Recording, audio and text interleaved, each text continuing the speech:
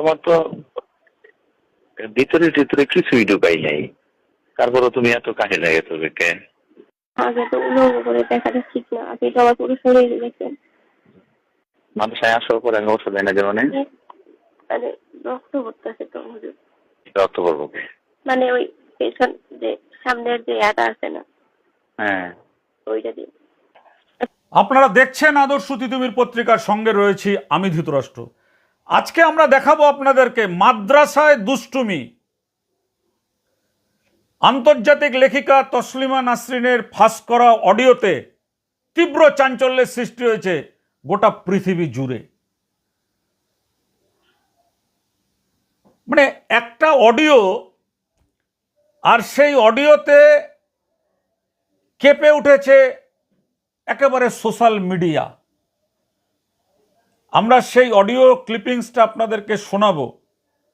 Audio ক্লিপিংসটা শুনলে আপনারা হতবাক হয়ে যাবেন যে বাংলাদেশের একটি মাদ্রাসায় সেখানে এক ছাত্রী, মানে বালিকা ছাত্রী, সেই ছাত্রীর সঙ্গে মাদ্রাসায় যারা হাফেজ বা হুজুর বা শিক্ষকরা থাকেন, সেই শিক্ষকরা সেই ছাত্রীকে যৌন নির্যাতন করেছেন।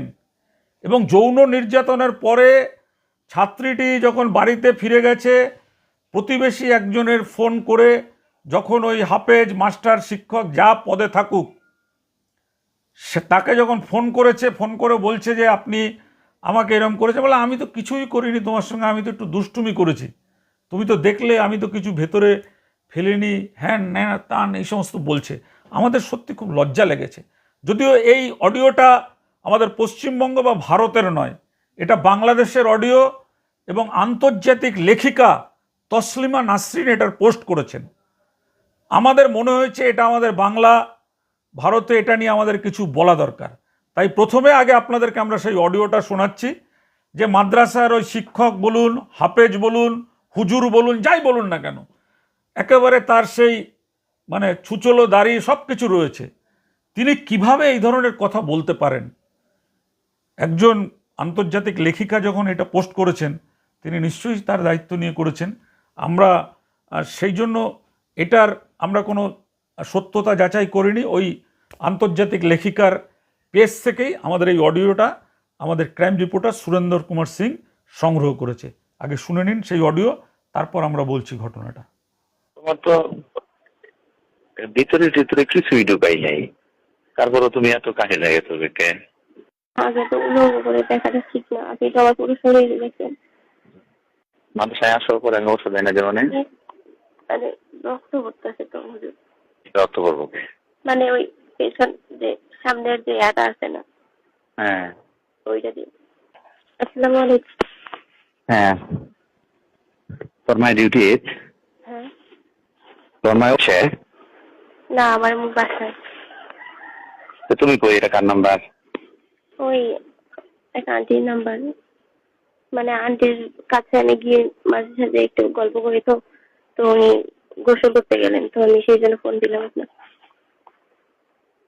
আবার নাম্বার ডিলিট করে পরে শুক্রবারে তোমাদের ফোন দিব, তুমি তো আর জানাও নাই তোমার মাই ডিউটি গেছে না যায় নাই, এটা কি আর জানাইছো আমারে?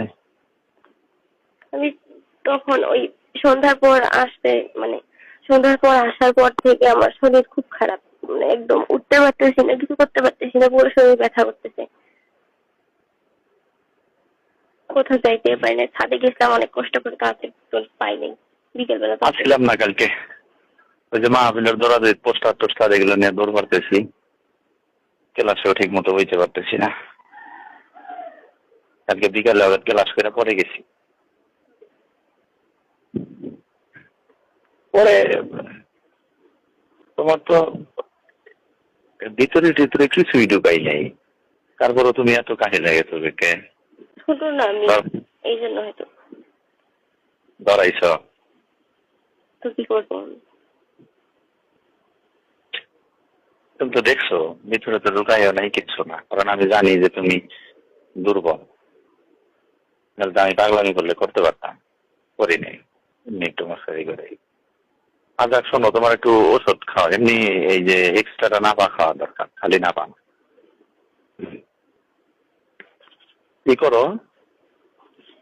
আচ্ছা, হ্যাঁ, মাদ্রাসায় আসার পরে আমি ওষুধ এনে দেবো না। মানে রক্ত পড়তেছে তো হুজুর। এই রক্ত করবো কে? মানে ওই পেছন যে সামনের যে এটা আছে না, হ্যাঁ, ওইটা দিয়ে। এরকম তো আর কথা না, তো ঢুকায় নাই কিছুই না। জানি না তো।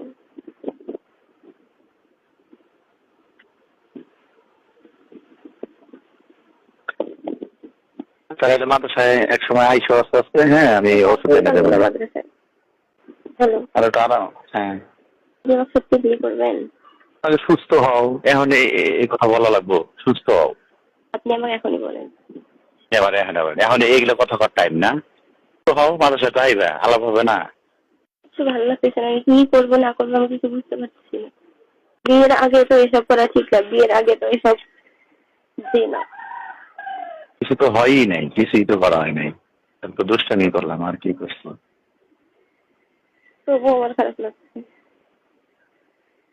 তুমি তো দেখলাই, তুমি এত পেরেশানি করবা বা এতই করবা, তাহলে আসতাই না করে দিতা। আপনি একটু ডাকলেন, আমি কি করবো? যাক, সুস্থ হও, জ্বর কম হোক, মাদ্রাসায় আসো, ক্লাস শুরু করো, পরে আলাপ করবো না। আর ওষুধ খাও, নাপা খাও। হ্যালো, হ্যাঁ, খাওয়া আসেন। হ্যাঁ, হ্যালো, হ্যাঁ, হ্যালো, হ্যালো, শুনতে পাচ্ছি। মানে রেখে দিবা। বিয়ের আগে তো উলঙ্গ করে দেখাটা ঠিক না, আপনি তো আমার পুরো শরীর দেখেন। বুঝি না। বললাম বিয়ের আগে তো শরীর দেখা ঠিক না, তো আপনি তো আমার পুরো শরীরটাই উলঙ্গ করে দেখছেন। তুমি এখন এগুলো বলতেছো কে? আমি তো বুঝি না কিছু।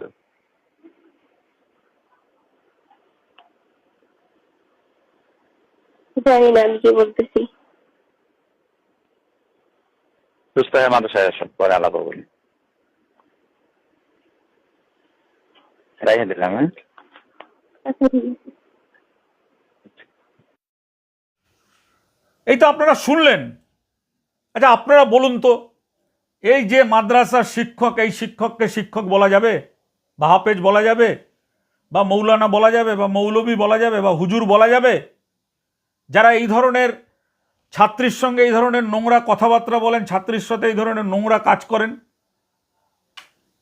এরা যদি এই ধরনের মাদ্রাসায়, আমাদের দেশেও যদি কোনো মাদ্রাসায় এই ধরনের ঘটনা ঘটে, তাহলে কোনো মানুষ আর তার ছেলে মেয়ে গরিব হলেও কোনো মেয়েদের আর পাঠাবে মাদ্রাসায়? মাদ্রাসায় শিক্ষার জন্য কেন পাঠায়? যে তাদের মেয়ে একটা আদর্শবতী নারী হবে।